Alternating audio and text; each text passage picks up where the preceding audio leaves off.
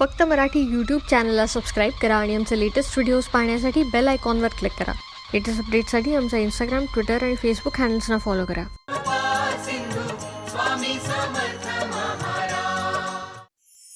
मोहाचं जाळं हे अतिशय घातक. त्यात अडकलेला मनुष्य सहजासहजी त्यातून सुटू शकत नाही. अरे आम्हाला विश्रांती घेऊ द्याल की नाही? आम्ही काय देणं लागतो तुमचं? स्वामी, अहो इथं कोणीच आलेलं नाही. कोणी यायला कशाला हवं? आम्हाला सगळं काही दिसत. गुरु आहोत ना आम्ही. अरे पण तुला पायावर कुऱ्हाडच मारून घ्यायची सवय असेल तर आम्ही काय करणार? आम्ही भरभर तर तुला सांगू, सावध करू. अरे बाबा पुढे नको जाऊ, खड्ड्यात पडशी. खड्ड्यातच पडायची हौस असेल तर मग आमचा उपदेश काय कामाचा? स्वामी, अहो कोण मारतय कुऱ्हाड? इथं तर कुणीच नाहीये. आणि कसला खड्डा? आहे एक जण, चैनबाजीची धुंदी चढली आहे त्याच्या डोळ्यावर. मग गुरुपदेश कसा त्याच्या दृष्टीत पडेल? स्वामी, अहो कोणाबद्दल बोलताय आपण? अरे नावगाव महत्वाचं नाही, आम्ही कशाबद्दल बोलतो आहोत ते महत्वाचं आहे. आहे एक आमचा शिष्य, सगळं काही छान चाललं. सोन्यासारखा संसार आहे, अगदी दृष्ट लागावी असा. पण त्याच्या संसाराला त्याची स्वतःचीच दृष्ट लागते. म्हणजे? त्याला बाईचा नाद आहे. अरे बापरे. अहो स्वामी, मग आता कसं व्हायचं त्याचं? आता त्याचं कसं व्हायचं हे त्याच्या हातात आहे. आम्ही त्याला आता फक्त एकदा सावध करू. तो झाला तर ठीक, नाहीतर इथं पर त्याचा तो. स्वामी, एक विचारलं तर चालेल? पूछो, क्या पूछना चाहते हो? माणसाला कळत असतं की आपण करतोय ते अयोग्य आहे, पण तरी सुद्धा तो त्याच गोष्टींच्या आहारी का जातो? मोह. हा मोह फार वाईट. एकदा का कोणी यात अडकला की या मोहपाशातून बाहेर येणं त्याला अधिकाधिक कठीण होत जात. आपण काय करतो आहोत याचं भानही मग त्याला राहत नाही. मग यावर काही उपाय नाही का? आहे. या मोहातून बाहेर पडण्याचा एक उपाय आहे. एका वेलीला धरलं तर तो माणूस या कर्दमातून बाहेर येऊ शकतो. ही वेल अध्यात्माची, गुरुसंगतीची. ही वेल ज्यानी धरली तो तरुण वर आला, आणि या वेलीला ज्यानी धरलं नाही तो या कर्दमात अधिकाधिक रुतत गेला. आम्ही प्रत्येकाला एकदा तरी संधी देतो. ही वेल त्याच्या समोर धरतो. जो या वेलीला धरतो तो तरुण वर येतो. जो धरत नाही तो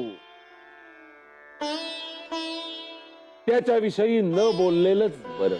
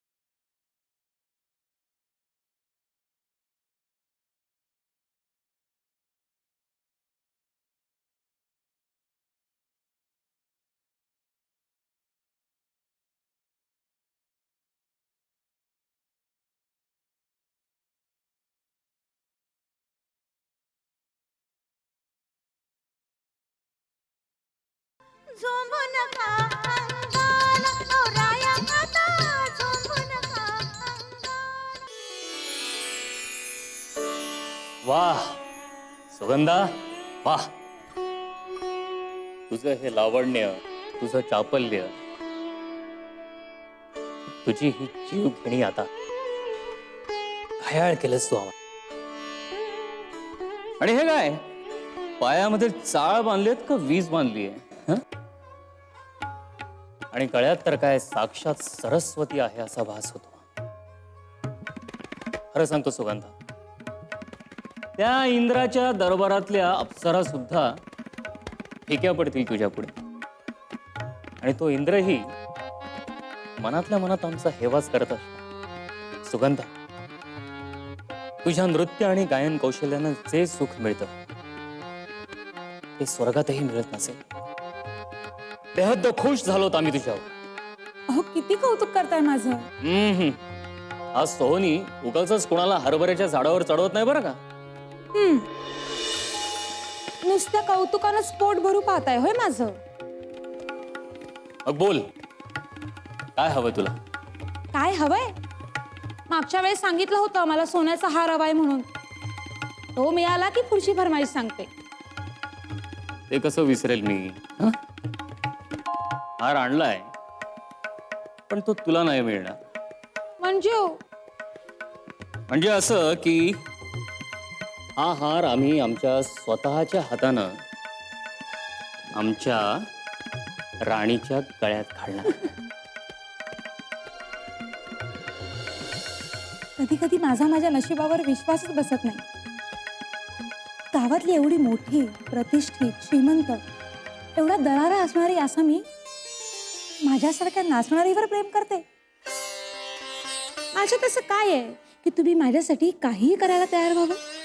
अगं वेडे, फुलाला काय माहिती त्याच्याकडे काय आहे आणि त्याच्याकडे लोक असं मोहित का होतात. म्हणजे मूर्तिमंत सौंदर्य आहेस तू आणि त्या सौंदर्यानं स्वतःच मूल्यमापन स्वतःच करू नये. ते काम आमच्यासारख्या दर्दी रसिकांचं आहे. आणि तुझ्यात असं काय आहे याचा विचार तू नको करू. ते काम आम्ही करू ना आवडीने. साक्षात जादूगारीण आहेस तू. गारुड केलंस तू आमच्यावर.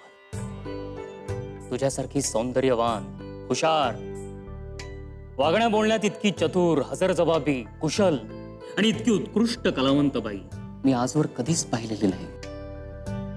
सुगंधा, तुझ्यासारखी तूच आहेस सुगंधा. हो पुरे आता. कितीही गुणी देखणी असले तरी मी एक नाचणारी आहे. आणि तुम्ही गावात नाव लौकिक असलेला एक सद्गृहस्थ. तुम्हाला घरदार आहे, बायको आहे, मुलगा आहे. गावातले लोक आदर करतात तुमचा. आणि तरीही तुम्ही माझ्यासारख्या बाईशी संबंध ठेवता. गावात आपली इबरत जाईल याची भीती नाही वाटत तुम्हाला? अजिबात नाही. अगं फुलावर भुंगा गुंजाराव करणार नाही का? आणि कोणावर प्रेम करणं हा काय गुन्हा आहे? तुला सांगतो सुगंधा, गावात माझा इतका दबदबा आहे की एकाही माणसामध्ये इतकी धमक नाहीये की कोणी माझ्याकडे बोट दाखवेल, कोणी माझ्याविषयी बोलेल. तू नको काळजी करूस. तू अशीच आनंदात राहा आणि आम्हाला असाच आनंद देत राहा. मालक, एक विचारू? काय? तुमची बायको काही बोलत नाही तुम्हाला? ती कशाला काय बोलेल?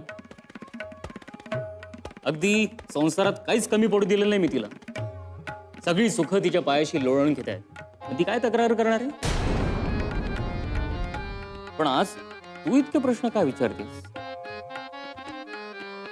सहजच. तुम्ही माझी कुठपर्यंत साथ देताय याचा अंदाज घेतेय. नको काळजी करूस. आणि असले प्रश्न विचारण्यात वेळही वाया घालू नको. फक्त एक लक्षात ठेव, मी तुला सोडून कधीही कुठंही जाणार नाही.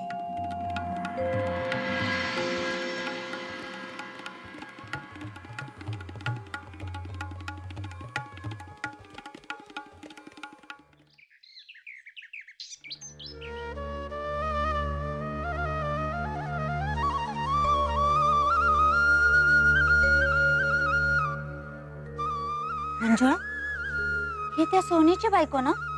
का ग असं काय विचारतेस? तू काय हिला ओळखत नाहीस? तसं नाही ग. मग पण मला एक प्रश्न आहे. सोनींची आता कचेरीतून घरी येण्याची वेळ आणि इथं काय करते? सोनी साहेब कचेरीतून थेट घरी जात नाहीत बरं. म्हणजे अगं आमचे हे सांगत होते, हल्ली सोनी साहेब त्यांच्या घरी जात नाहीत म्हणे जास्त. काय सांगतेस? हो घरी नसतात? मग कुठं असतात? अगं गावात ती नाचणारी बाई आहे ना, तिच्याकडेच पडलेले असतात रात्रंदिवस. तिला म्हणे ठेवून घेतले त्यांनी. काय सांगतेस काय? हो पण असं कसं झालं असेल ग? त्यांच्यासारखा एवढा मोठा अधिकारी माणूस असं का वागत असेल? म्हणजे एवढा चांगला संसार आहे, सगळी सुख पायावर लोळण घेत आहे, तरी असं का सुचलं असेल त्यांना? एक पोरगा आहे, चांगली बायको आहे, याचा सुद्धा विचार केला नाही त्यांनी. चांगली बायको? कशावरून? अगं काही वेळेला दिसतं तसं नसतं बरं का. चांगली बायको असती तर कशाला गेले असते बाहेर शेण खायला?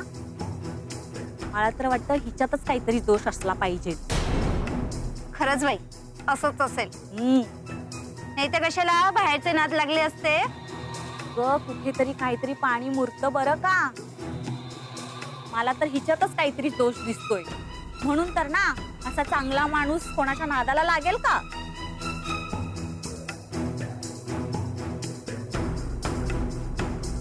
बघ, खरं बोललं ना म्हणजे असंच माणसाला झोंबतं. मग काय.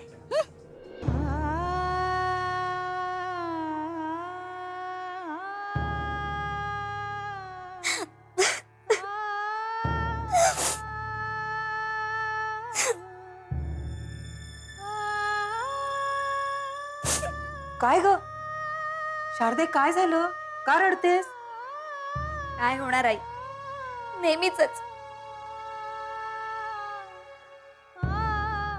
फरक इतकाच आहे, आतापर्यंत मागे बोलत होते पण आता तोंडावर बोलायला सुद्धा कमी करत नाहीयेत. त्यांचं ते टोचून बोलणं, त्यांचे ताशेरे नाही सहन होत आता मला. त्या बायका बोलत होत्या माझ्यातच काहीतरी दोष आहे म्हणून त्यांना बाईचा नाद लागला.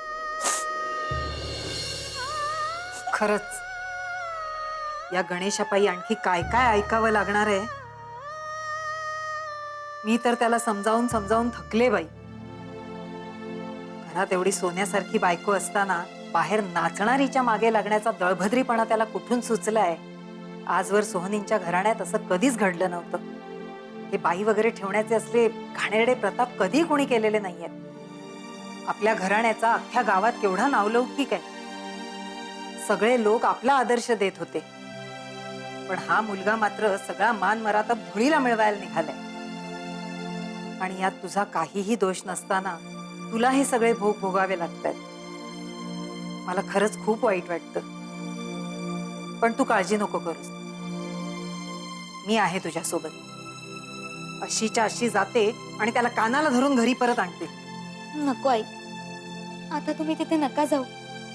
तुमचं तिथे जाणं बरं दिसत नाही. ते घरी आलं ना की आपण बोलू त्यांच्याशी. बरं ठीक, तू म्हणतेस तसं. पण पोरी आता रडणं थांबव. हा,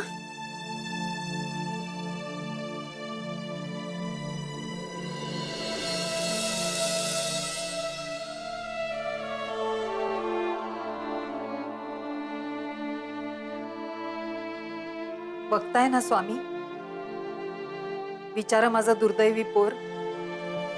अहो काय काय ऐकावं लागतंय त्याला. बापाचे प्रताप पाहावे लागतायत. काय वाटत असेल त्याच्या मनाला?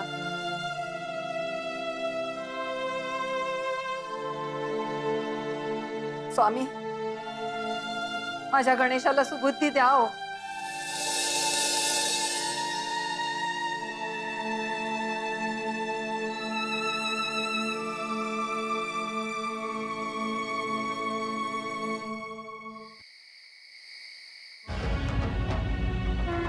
स्वामी, सोहळ्या, तुला किती वेळा सांगितलं आम्ही कुठे निघालो की आम्हाला डोक्यात जाऊ नकोस.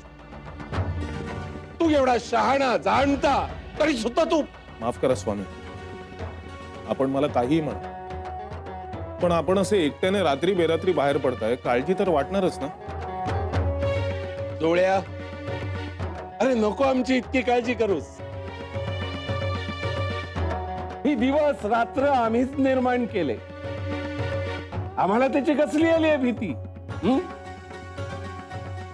स्वामी, अहो पण आपणाला ही विश्रांतीची गरज तर आहेच ना. डोळ्या, आपला भक्त चुकत असेल तर त्याला योग्य मार्गावर आणण्यासाठी दिवस रात्र असा भेदाभेद करून आम्हाला चालत नसतो. आमची स्वतःचीही काळजी न करता आम्हाला त्याला योग्य मार्ग दाखवण्यासाठी जावं लागतं. देव पण उगाच मिळत नसतं बाबा. अरे भक्ताला योग्य मार्गावर आणण्यासाठी त्याला नेहमी जागरूक राहावं लागतं. वेळ काळ न पाहता त्याच्या मदतीसाठी त्याला योग्य मार्गावर आणण्यासाठी धावून जावं लागतं. स्वामी, अहो पण भगवंताने भक्तासाठी एवढे कष्ट घेऊनही जर भक्त योग्य दिशेने चालू लागलाच नाही तर मग तो त्या भक्ताचा दोष. अरे भक्त चुकला तरी सुद्धा त्याला योग्य मार्गावर आणण्यासाठी भगवंताला जावंच लागतं. भक्त चुकणारच, भगवंताला चूक करून चालत नाही.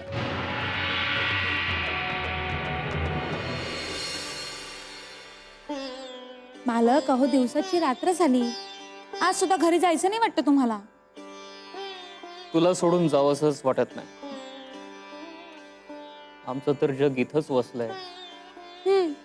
आणि आमचं जग तर इथं वसलंय.